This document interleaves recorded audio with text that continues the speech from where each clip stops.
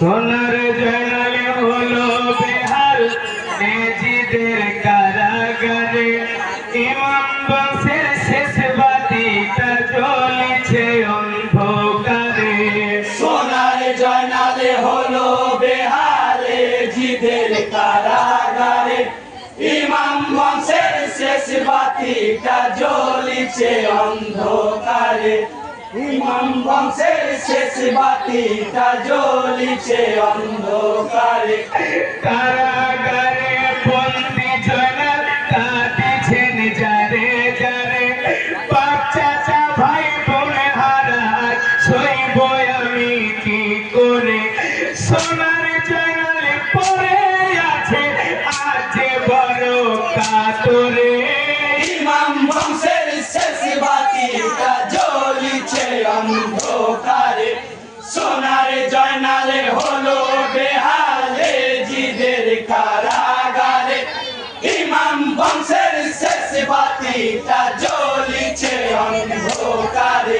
দিদি বলে ওরে জয়নাল আমার কথা শোনো না, আমার নামে পড়লে খুতবা বন্দী তুমি থাকবে না।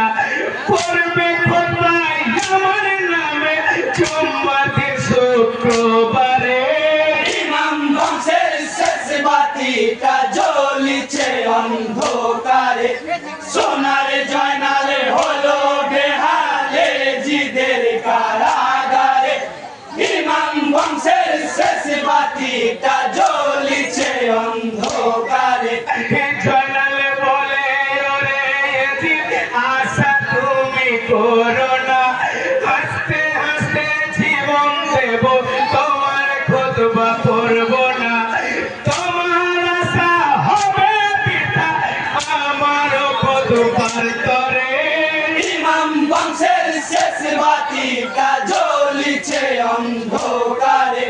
সোনার জয়নালে হলো বেহাল নেজিদের কারাগারে ইমাম বংশের শেষ বাতিটা জ্বলছে অন্ধকারে। কারাগারে ভাবছে জয়নাল উদ্ধার পাবো কি করে, কিভাবে যাব আমি সোনার মদিনায় ফিরে। লিখব চিঠি সমাধি শহর চাচা হানিফের তরে। ইমাম বংশের শেষ বাতিটা জ্বলছে অন্ধকারে। সোনার জয়নালে হলো বেহাল নেজিদের কারাগারে ইমাম বংশের শেষ বাতিটা জ্বলছে অন্ধকারে। গায়ের পশম ছিঁড়ে জয়নাল লেখার খাতা করে, আঙুলি কেটে কলম করে চিঠি লেখে হানিফে।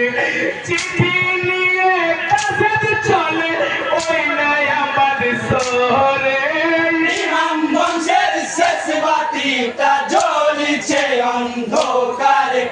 সোনার জয়নালে হলো বেহাল নেজিদের কারাগারে ইমাম বংশের শেষ বাতিটা জ্বলছে অন্ধকারে।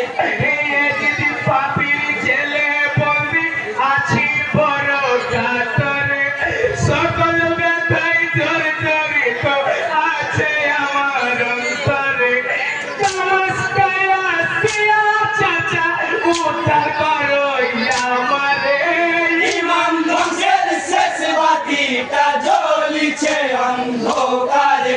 সোনার জয়নালে হলো বেহাল নেজিদের কারাগারে ইমাম বংশের শেষ বাতিটা